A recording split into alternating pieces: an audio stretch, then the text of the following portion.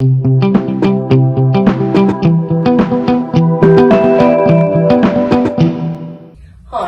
I'm Karen Honnor and I'm excited to tell you all about my new poetry chapbook, Diary of A Dizzy Peri.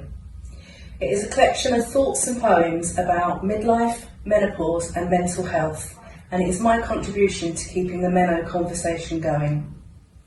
Breaking the taboo and helping women to know that they are not alone. I'm going to read to you now the introduction to my book, and also I've chosen one of the poems that illustrates why I am now currently a Dizzy Peri. Dear Diary, it appears that I have joined a secret club.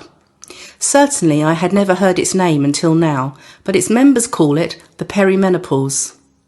Behind its doors are women of surprisingly differing ages, clustered together around tables, chatting and sharing their bewilderment at also having been directed to this place. The bar is well stocked with all manner of strange cocktails. The hot flush seems popular, but there are others available from the bartender. With a knowing nod, you can be served a dash of dizzy spiral, a tall glass of long-lost libido, or a potent shot of an anxiety cluster, to name but a few. Regularly recognisable tipples are a no-go lately, unless I want to feel wasted very quickly.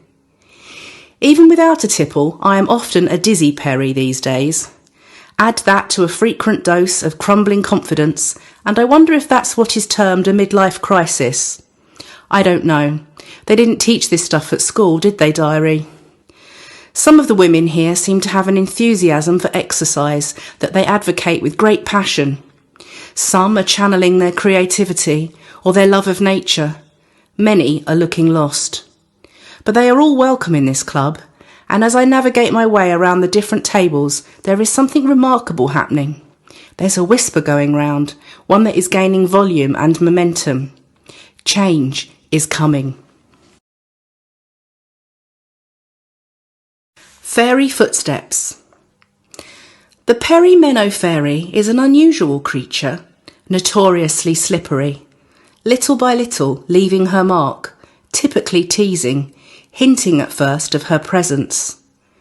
Unlike the more famous of her kind, collecting milk teeth in exchange for gold left behind, no, this fairy's dust has less lustre. Its soporific scent draws you in, leaves you snoozing of an afternoon, to be then wide awake when all around your silent household sleeps. As Tinkerbell might taunt her Pan, Peri spikes a sip of alcohol, to make you see your world spinning. Then, as if sleep deprivation does not quench her, and dizziness does nothing to abate, she performs some mystic dance as well, to leave you craving cake and watching helpless as your middle swells. But beyond all this, her fairy footsteps follow, making pathways in your mind where she can sow. Sow seeds of doubt and let slip your own sanity, and by then you may well have heard her name. She is impish, her deeds rarely follow pattern, leaving many cast adrift upon her wake.